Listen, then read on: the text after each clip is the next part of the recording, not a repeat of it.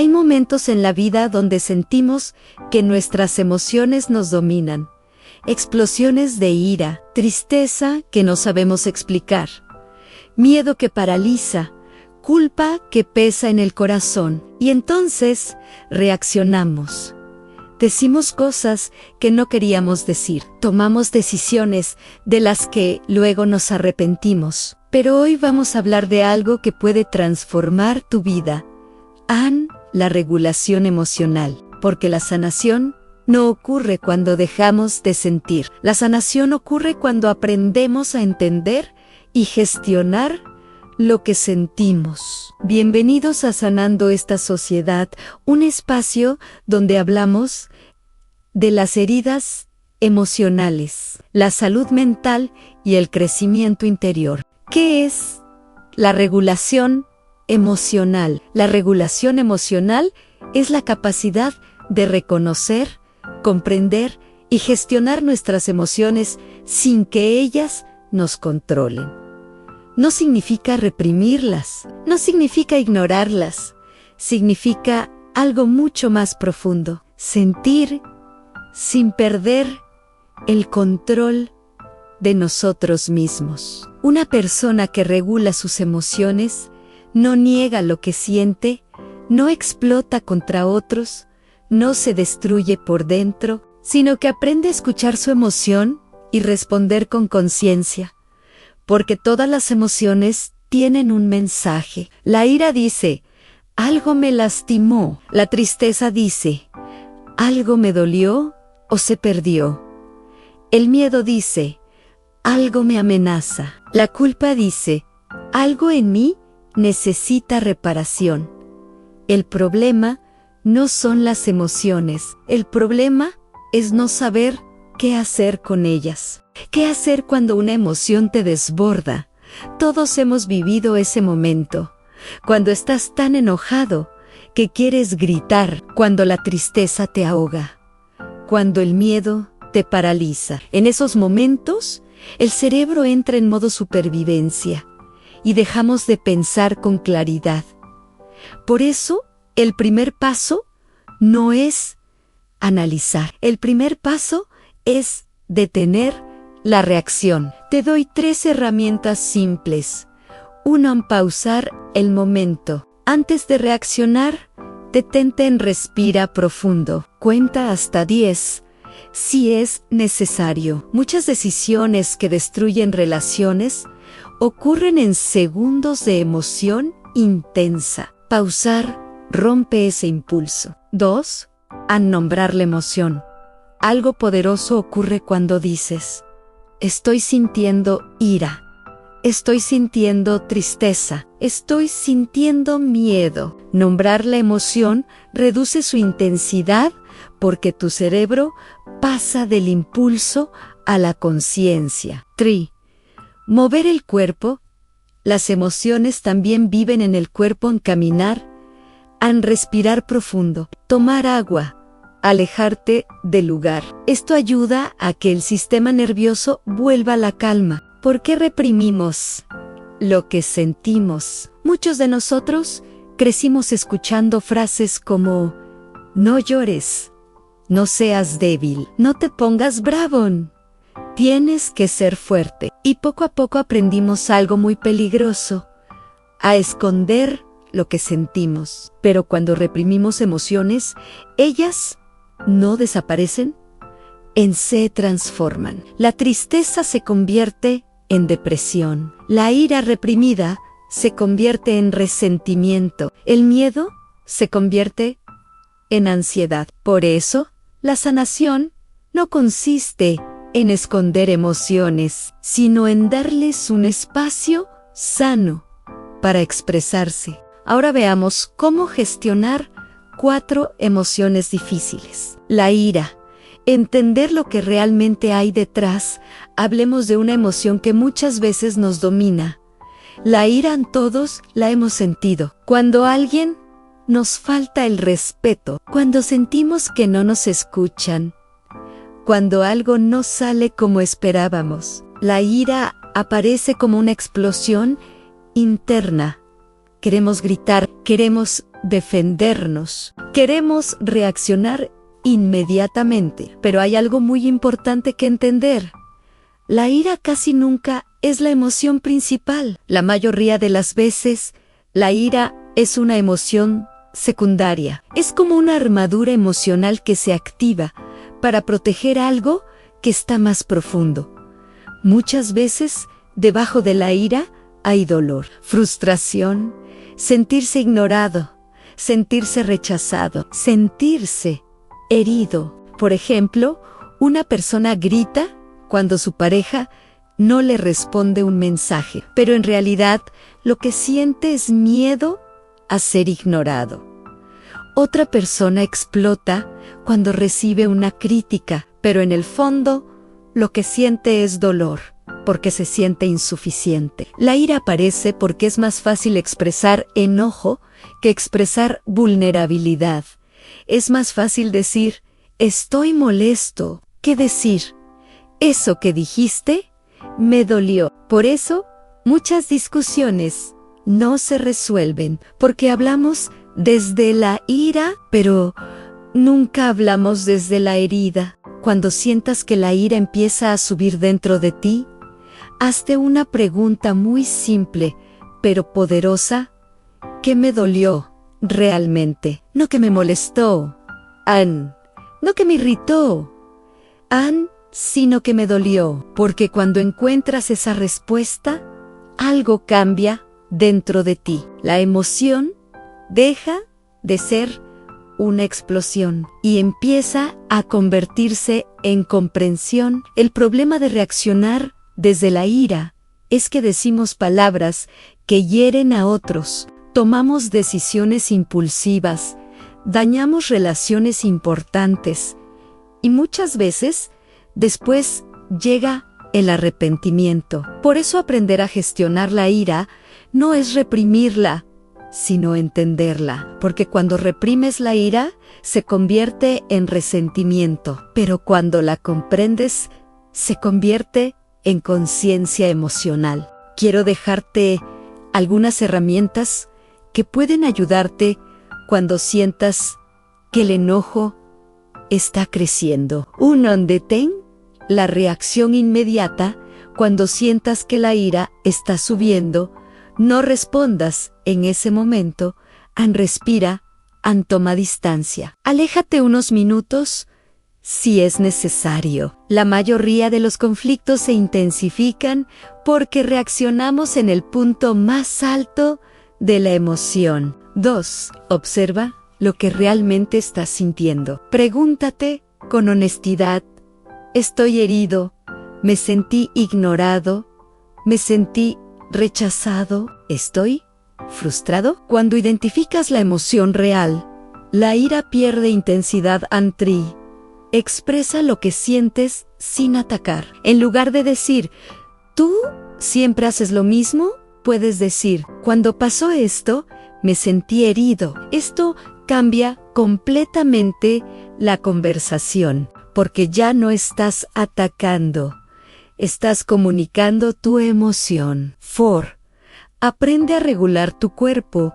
La ira también es física. El corazón late más rápido, la respiración se acelera, los músculos se tensan. Por eso prácticas como respirar profundo, caminar, hacer ejercicio, alejarte del estímulo, ayudan a que tu sistema nervioso vuelva a la calma. Sentir ira no te hace una mala persona, es una emoción humana, pero lo que sí puede hacer daño es no aprender a gestionarla. Las personas emocionalmente maduras no son las que nunca se enojan, son las que aprenden a entender lo que sienten antes de reaccionar. Y muchas veces descubrirás algo muy profundo. Detrás de tu ira había una herida que necesitaba ser escuchada. Ahora hablemos de otra emoción que muchas veces evitamos: la tristeza. Vivimos en una sociedad que constantemente nos dice que debemos estar bien, ser fuertes, seguir adelante. Frases como, todo pasa, no llores, Ann. Sé fuerte. Tienes que superarlo. Y aunque muchas veces esas frases se dicen con buenas intenciones, también han creado una idea equivocada, que sentir tristeza es una debilidad. Pero la verdad es otra. En la tristeza no es una debilidad, es una emoción profundamente humana y necesaria. La tristeza aparece cuando algo importante en nuestra vida cambia o desaparece. Puede ser la pérdida de una persona que amamos, la pérdida de una relación, la pérdida de un sueño que no se cumplió, la pérdida de una etapa de nuestra vida, incluso la pérdida de la persona que creíamos que éramos. Muchas veces pensamos que solo se debe llorar cuando alguien muere, pero la vida está llena de pequeños duelos silenciosos y cada una de esas pérdidas necesita ser procesada. Por eso existe la tristeza. Veamos ahora el problema de evitar la tristeza. Muchas personas intentan escapar de la tristeza, se llenan de distracciones, trabajo excesivo en redes sociales, entretenimiento constante en todo, para no sentir. Pero las emociones que no se procesan no desaparecen, se quedan dentro, a veces se transforman en ansiedad, a veces en vacío, a veces en una sensación de desconexión con la vida. Por eso, evitar la tristeza no nos hace más fuertes, solo hace que el dolor permanezca más tiempo dentro de nosotros. La tristeza tiene un mensaje muy profundo. Nos invita a detenernos, a reflexionar, a reconocer que algo importante tuvo valor en nuestra vida. Cuando sientes tristeza por algo o alguien, significa que eso tuvo significado para ti. Y reconocer ese significado también forma parte de sanar. Ahora te mostraré cómo atravesar la tristeza de forma saludable. Sentir tristeza no significa quedarse atrapado en ella. Significa permitir que la emoción haga su proceso. Aquí hay algunas formas sanas de atravesarla. 1.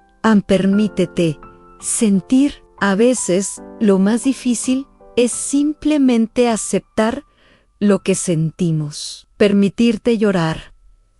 Permitirte estar en silencio. Permitirte reconocer que algo te duele. Sentir no te hace débil, hace humano. Tú expresa lo que llevas dentro. Hablar con alguien de confianza puede ser profundamente sanador.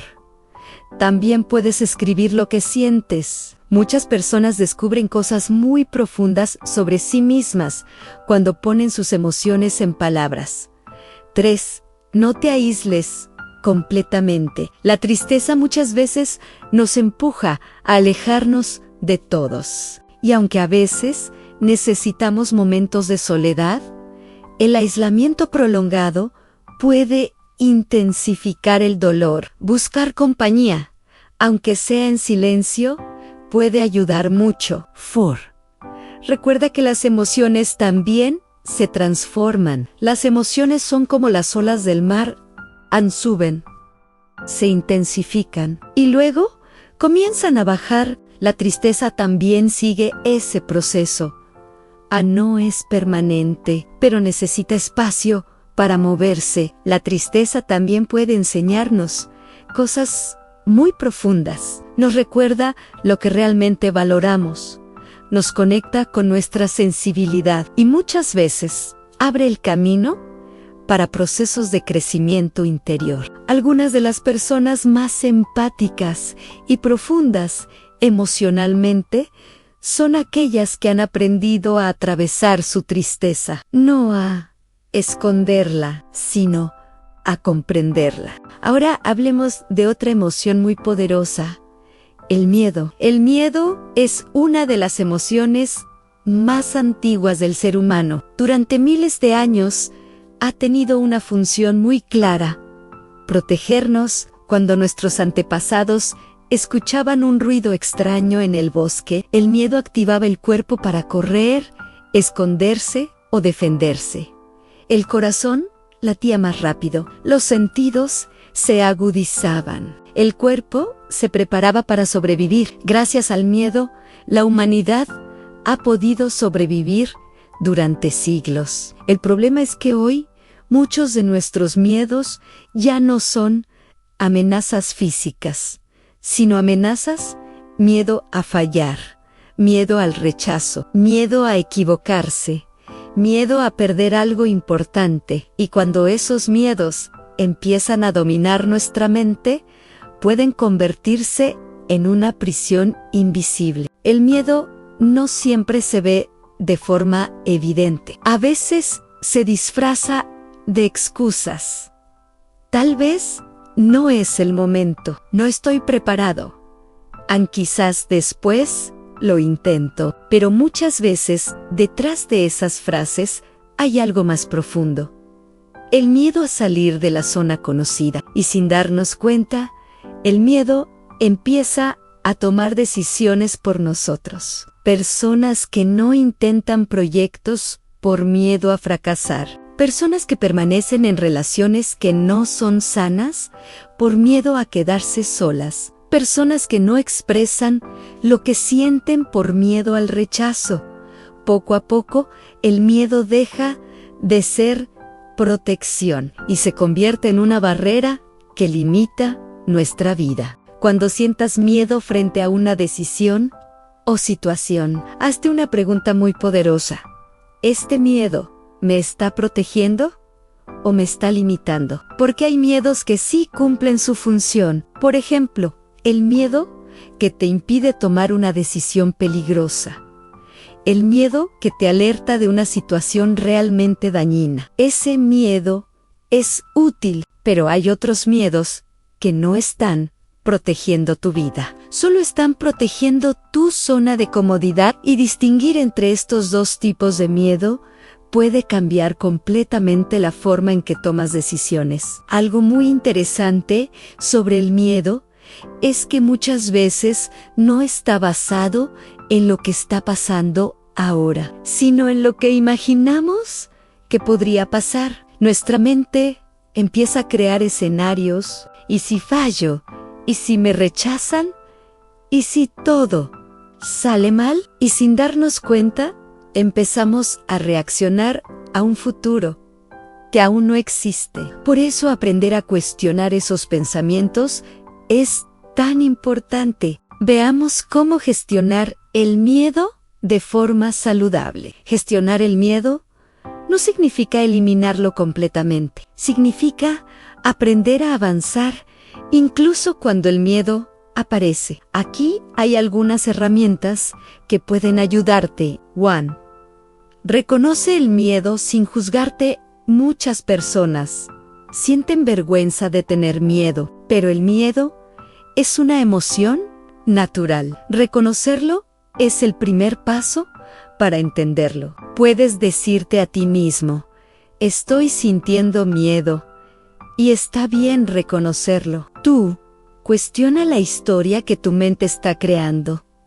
Pregúntate: ¿esto que temo está pasando realmente ahora, o es una posibilidad que mi mente está imaginando? Muchas veces descubrirás que el miedo está basado en suposiciones, no en hechos. 3. Anda pequeños pasos. Cuando algo nos da mucho miedo, intentar enfrentarlo de golpe puede ser abrumador. Pero avanzar en pequeños pasos cambia la experiencia. Cada pequeño avance le demuestra a tu mente que eres capaz. 4.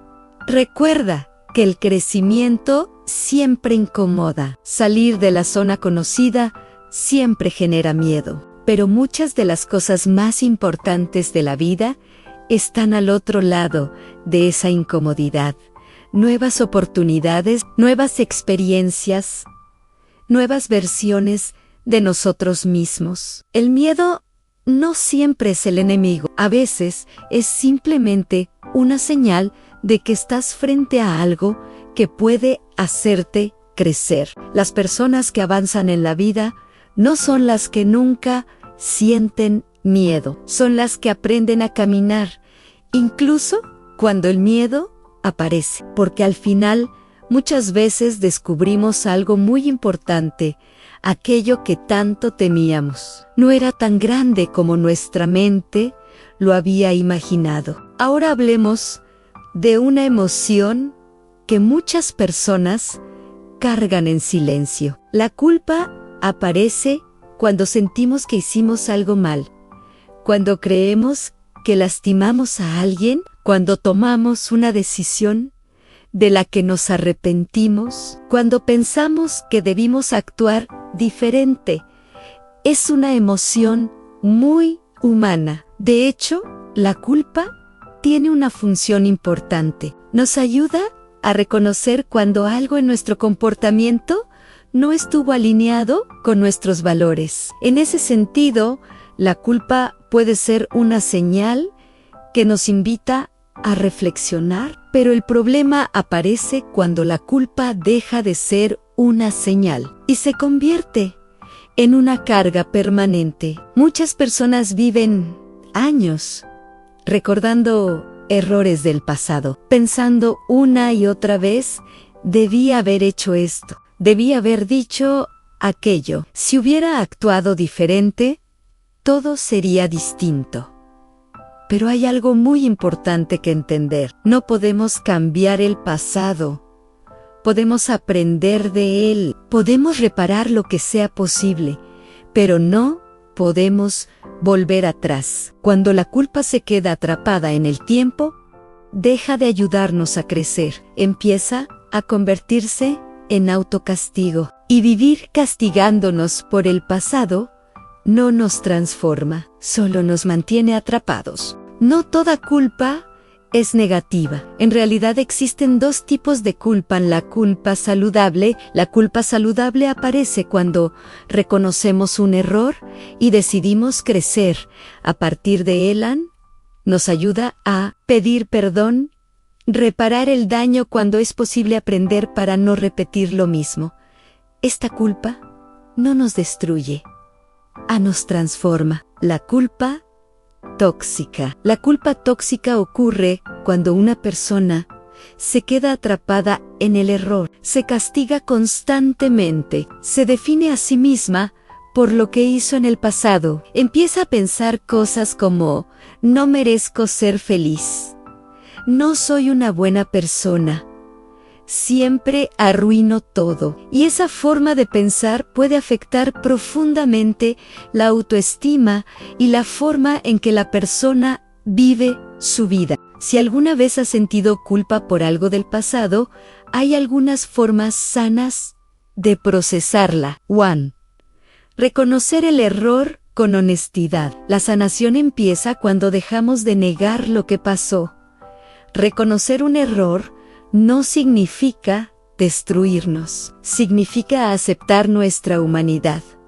Todos cometemos errores. Tú, reparar cuando sea posible. Si existe una forma de reparar el daño, hacerlo puede ser profundamente liberador al pedir perdón, tener una conversación pendiente, reconocer lo que pasó. A veces, la reparación no cambia el pasado, pero sí cambia el peso que llevamos dentro. 3. Aprender la lección.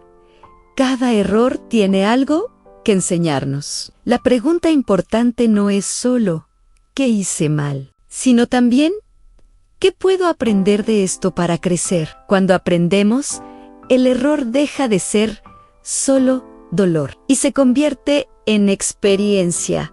4.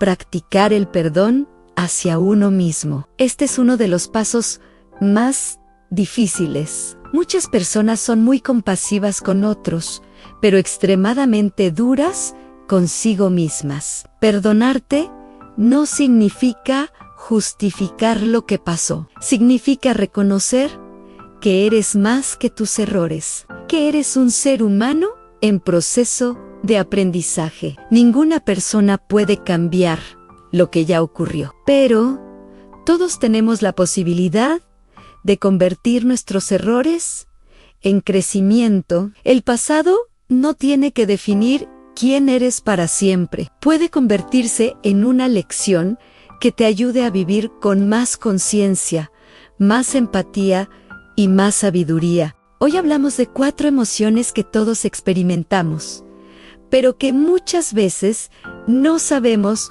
cómo gestionar. La ira, que muchas veces esconde una herida más profunda. La tristeza, que aparece cuando algo importante se pierde. El miedo, que intenta protegernos, pero que también puede limitarnos. Y la culpa, que puede enseñarnos o puede atraparnos en el pasado. Todas estas emociones tienen algo en común. No son el problema. El problema aparece cuando no sabemos escucharlas. Las emociones son como señales internas. Nos hablan, nos muestran lo que está pasando dentro de nosotros. Nos invitan a mirar más profundamente nuestra vida. Pero cuando reaccionamos sin conciencia, las emociones terminan controlándonos. Por eso la regulación emocional no significa dejar de sentir. Significa algo mucho más poderoso. Aprender a comprender lo que sentimos para poder responder con sabiduría. Cuando una persona aprende a gestionar sus emociones, algo empieza a cambiar en su vida. Las relaciones se vuelven más sanas, las decisiones se vuelven más conscientes y la vida deja de ser una cadena de reacciones impulsivas. Sanar emocionalmente no significa convertirse en alguien perfecto, significa convertirse en alguien más consciente de sí mismo.